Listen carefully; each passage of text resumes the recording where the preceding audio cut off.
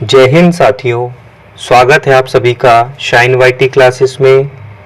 Hindi short hand की practice dictation 80 शब्द प्रति मिनट गति से डिक्टेशन 5 सेकंड में शुरू होगी। स्टार्ट। महोदय, एक माननीय सदस्य ने मुझसे नहरी पानी पर समझौते के बारे में पूछा था। मोटे तौर पर यह विश्व बैंक के 1954 के प्रस्ताव पर आधारित है, जिसकी मुख्य विशेषता सिंधु, झेलम और चिनाब का पानी पाकिस्तान के लिए सतलुज, रावी और व्यास का पानी भारत के लिए है। भारत की ओर बहने वाली नदियों से अब तक प्राप्त होने वाले पानी के बदले पाकिस्तान द्वारा नहरें आदि बनाने के लिए एक परिवर्तन अवधि निश्चित की जानी थी। भारत को इस कार्य में सहायता करनी थी और इस परिवर्तन काल में पाकिस्तान को पूर्वी नदियों से मिलने वाले पानी में क्रमशः कमी करनी थी। इस संधि की मुख्य शर्तें इस प्रकार हैं।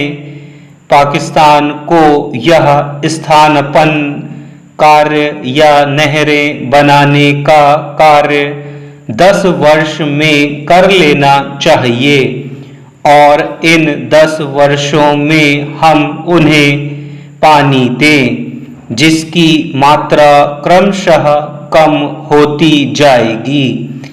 नहरें बनाने के काम में हमें पाकिस्तान की आर्थिक सहायता करनी है। यह सहायता हम पाकिस्तान के हिस्से का जो पानी लेंगे उसी अनुपात में होगी। वास्तव में कई देशों और विश्व बैंक की सहायता से पाकिस्तान का निर्माण कार्य काफी बड़े पैमाने पर हो रहा है। विश्व बैंक और कई दूसरे देश पाकिस्तान को काफी धन दे रहे हैं, लेकिन इसका हमारे समझौते से कोई संबंध नहीं है। हम तदर्थ सहायता देंगे जो 10 वर्ष में दी जाएगी। परिवर्तन काल में हमें कितना पानी देना है और भुगतान किस तरह किया जाएगा, निश्चित करने में कुछ समय लग गया है। 10 वर्ष की अवधि 1 अप्रैल 1960 से शुरू होती है, जिस दिन यह संधि लागू हुई थी। यह अवधि पाकिस्तान के अनुरोध पर 3 वर्ष और बढ़ाई जा सकती है।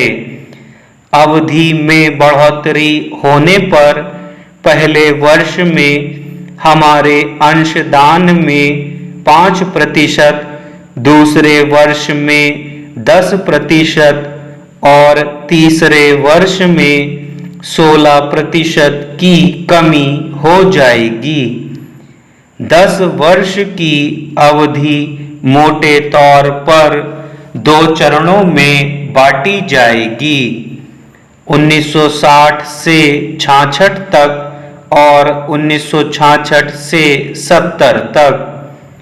पूर्वी नदियों से भारत द्वारा पाकिस्तान को दिए जाने वाले पानी में परिवर्तन काल में निरंतर कमी की जाएगी। उनकी नहरों आदि के लिए भारत की कोई जिम्मेदारी नहीं होगी। पाकिस्तान के साथ इस समझौते के संबंध में एक प्रश्न जो बहुत लोगों को परेशान कर रहा है, यह है कि इस योजना का क्रियान्वयन होने पर राजस्थान नहर पर क्या प्रभाव होगा?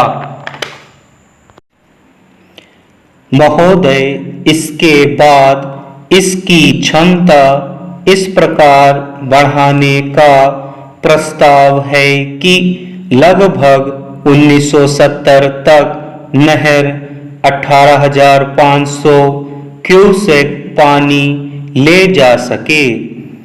इस पूरी अवधि में हम राजस्थान नहर को दिए जाने वाले पानी की मात्रा क्रमशः बढ़ाने की कोशिश कर रहे हैं। कुछ अंश तक यह व्यास योजना नामक दूसरी योजना पर भी निर्भर होगा। यद्यपि इस अवधि में राजस्थान नहर को बढ़ा हुआ पानी मिलता रहेगा, लेकिन पूरी मात्रा में पानी व्यास योजना पूरी होने पर ही मिलेगा। चूंकि हम पाकिस्तान की काफी सहायता कर रहे हैं, अतः विश्व बैंक ने व्यास बांध के निर्माण में हमारी सहायता करने का वचन दिया है। संधि में एक स्थायी सिंधु आयोग की व्यवस्था है, जिसमें भारत और पाकिस्तान के आयुक्त होंगे। संधि संबंधी सब मामलों के प्रति प्रत्येक आयुक्त अपनी सरकार का प्रतिनिधि होगा और संधि के कार्यान्वयन से संबंधित सब मामलों में नियमित संपर्क सूत्र का काम करेगा। स्थायी सिंधु आयोग दोनों पक्षों के मतभेदों को दूर करने के लिए प्राथमिक कार्रवाई करेगा। संधि में एक निष्पक्ष विशेषज्ञ की भी व्यवस्था है, जिसके समक्ष तकनीकी मतभेद समाधान के लिए प्रस्तुत किए जाएंगे। संधि की व्याख्या संबंधित मुख्य विवादों का निपटारा करने के लिए एक मध्यस्थ न्यायालय की व्यवस्था की गई है। मोटे तौर पर यही स्थिति है। यह वास्तव में एक अद्वितीय अवसर और स्मरणीय दिन है। निश्चित रूप से इस बात में स्मरणीय कि भारत और पाकिस्तान को जो एक कठिन और जटिल समस्या कई वर्ष से परेशान कर रही थी, संतोषजनक ढंग से हल हो गई है। यह इसलिए भी स्मरणीय है क्योंकि यह हमारे दोनों देशों के और दूसरे देशों तथा अंतर्राष्ट्रीय बैंक के सहकारी प्रयास का असाधारण उदाहरण है। राष्ट्रपति महोदय और अंतर्राष्ट्रीय बैंक के प्रतिनिधि, मैं भारत की ओर से आपको बधाई देता हूँ। मैं जानता हूँ कि आपने पिछले वर्षों में कितना परिश्रम किया है। हर प्रकार की कठिनाइयों के अतिरिक्त आपके धैर्य और दृढ़ता पर मुझे आश्चर्य हुआ है।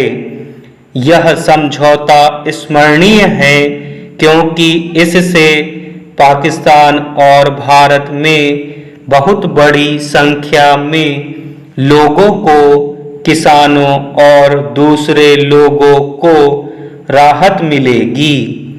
अनेक वैज्ञानिक सुधारों के बाद भी हम सब अच्छी मिट्टी और अच्छे पानी पर निर्भर हैं और इन दोनों के मेल से किसान और संबंधित देश खुशहाल होते हैं। हमने सिंधु नदी तंत्र के पानी को सर्वोत्तम ढंग से इस्तेमाल करने की कोशिश की है। स्टॉप।